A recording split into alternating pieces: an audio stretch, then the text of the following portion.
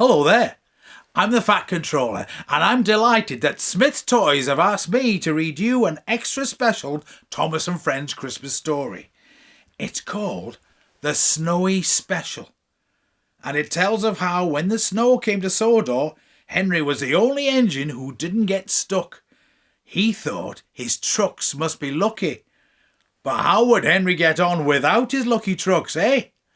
Let's find out. Winter had arrived on Sodor, and the island was covered with snow. The tracks were icy and slippery, and many of the lines were blocked by snowdrifts.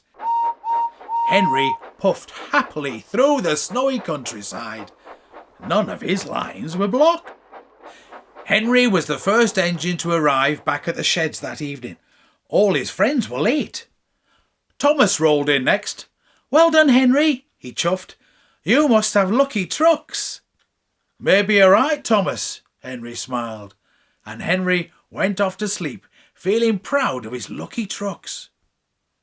But the next morning, Henry's lucky trucks weren't in the yard. Oh, Henry gasped. "Edward took your trucks," Thomas explained. "He's delivering coal to the villages." I arrived. "A delivery of presents is waiting at the airport," I told Henry. "You must take a gift to all the children in the villages." Henry set off nicely, but the rails at Gordon's Hill were very slippery. Every time Henry tried to puff up the hill, he slid back down. It took a long time to reach the top. "I need my lucky trucks," Henry worried. "I must find Edward right away." Henry steamed on through the snow, but soon he had to stop. Some logs had rolled off James' flatbed and were blocking Henry's way. "Oh, bust my buffers," cried Henry. "This would never have happened if I had my lucky trucks." "You should be at the airport," James snorted. "Oh, not without my lucky trucks," Henry replied. "I must find Edward first."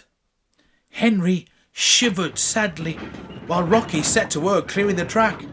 "Don't worry, Henry," Rocky rumbled. "You'll soon be on your way." Rocky was right. The tracks were quickly cleared and Henry steamed away to find Edward. But everywhere that Henry chuffed, there were more delays. "Hurry please, Thomas," Henry wheezed. "I need to find Edward and my lucky trucks." Thomas puffed as quickly as he could to clear the snow, but it was hard work. Henry had to wait. "Oh, I'll never find my lucky trucks," Henry sighed. But at the frosty forest, Henry did find his lucky trucks, and Edward too. Henry beamed from buffer to bumper. He tried to stop, but his wheels slid on the icy tracks, and Henry crashed straight into the line of trucks.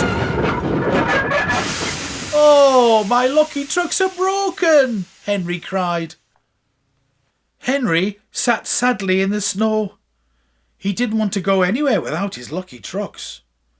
"But they're broken," said Edward, "and the presents still need collecting." Henry thought about how sad the children would feel if they didn't have a present to open.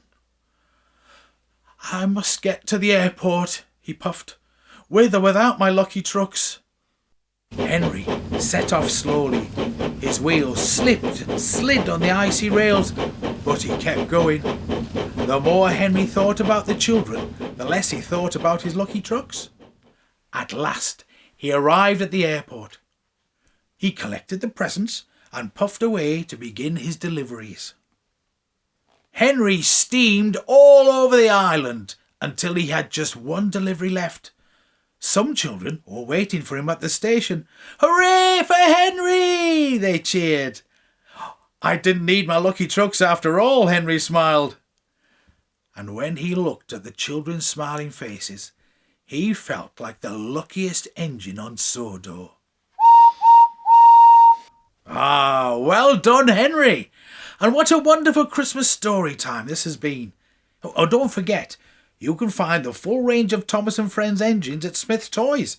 Or maybe put them on your list for Santa.